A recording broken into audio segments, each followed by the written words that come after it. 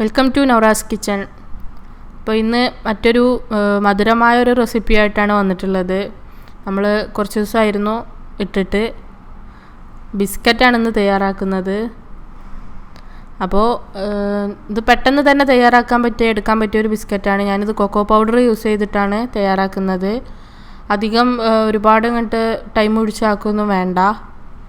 ഇത് നല്ല ടേസ്റ്റാണ്, കുട്ടികൾക്കൊക്കെ ഇഷ്ടപ്പെടും. നല്ല ക്രിസ്പിയാവും അതുപോലെ തന്നെ ക്രഞ്ചി ഐറ്റം ആയിട്ടുള്ളൊരു ബിസ്ക്കറ്റാണ്. അപ്പോൾ ഇതെങ്ങനെ തയ്യാറാക്കിയെടുക്കുന്നത് നോക്കാം. അപ്പോൾ അതിന് വേണ്ട സാധനങ്ങൾ ഞാനിവിടെ എടുത്തു വെച്ചിട്ടുണ്ട്. പിന്നെ നമ്മളിതിലേക്ക് ആദ്യം തന്നെ ബട്ടർ ഇടുകയാണ് ചെയ്യുന്നത്. ഈ ബട്ടർ ഏകദേശം ഒരു 3 ടേബിൾ സ്പൂണോളം ബട്ടർ ഉണ്ടാകും.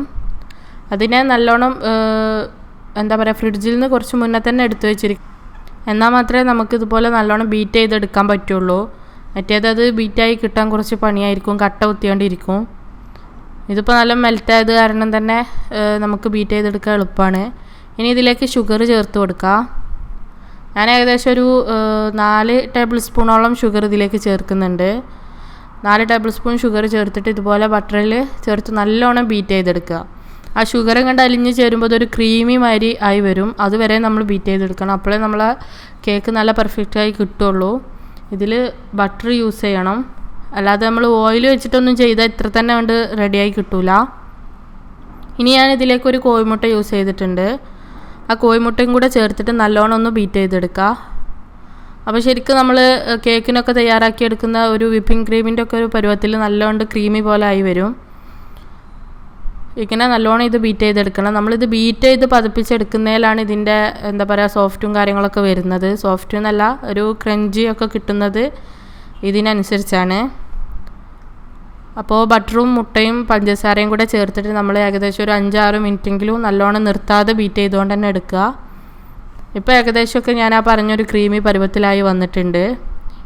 ഇനി നമുക്ക് ബീറ്റർ മാറ്റി കൊടുക്കാം. ഇനി ഇതിലേക്ക് ഞാൻ കുറച്ച് വാനില എസൻസ് ചേർക്കുന്നുണ്ട്.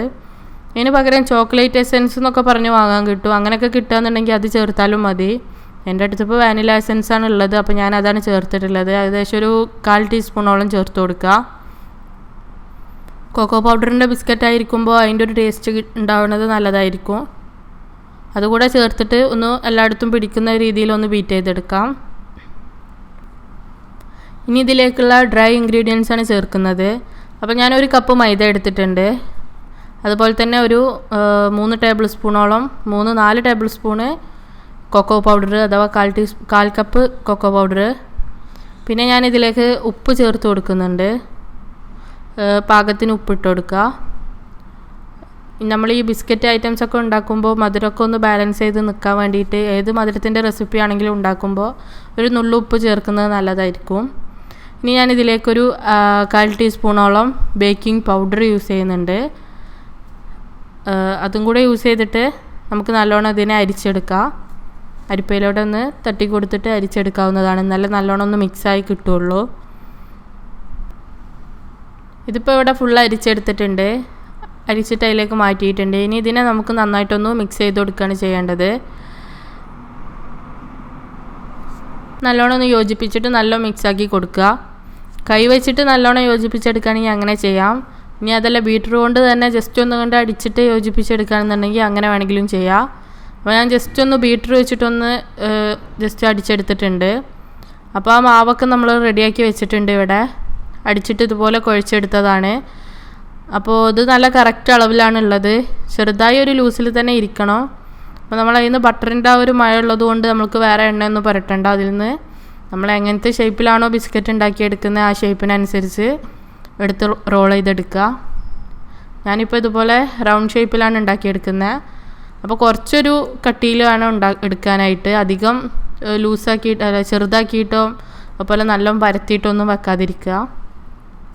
അപ്പോൾ ഇതുപോലെ ഞാൻ ജസ്റ്റ് ഒരു നമ്മളെ കയ്യിലുള്ള വിസ്ക് വെച്ചിട്ട് ചെറുതായിട്ടൊന്ന് ഡിസൈൻ ചെയ്ത് കൊടുത്തിട്ടുണ്ട്. ഫോർക്ക് വെച്ചിട്ടോ വിസ്ക് വെച്ചിട്ടൊക്കെ ഡിസൈൻ ചെയ്യാവുന്നതാണ്. അപ്പോൾ ഞാനിവിടെ ഇത്രയും ഒരു 6 ബിസ്ക്കറ്റ് ഞാനിവിടെ ഈ ട്രേയിൽ വെച്ചിട്ടുണ്ട്. അത് നമ്മൾ സാധാരണ ഓവനിൽ തയ്യാറാക്കി എടുക്കുകയാണെങ്കിൽ അങ്ങനെ ചെയ്യാം. അതല്ല കേക്ക് ഉണ്ടാക്കുന്ന പോലെ കുക്കറിൽ ഉണ്ടാക്കിയെടുക്കുകയാണെങ്കിലൊക്കെ ചെയ്യാവുന്നതാണ്. അപ്പോൾ നമ്മുടെ ബിസ്ക്കറ്റ് ഇവിടെ റെഡി ആയിട്ടുണ്ട്. ഇങ്ങനെയാണ് തയ്യാറാക്കിയെടുക്കുന്നത്. വളരെ ഈസിയാണ്.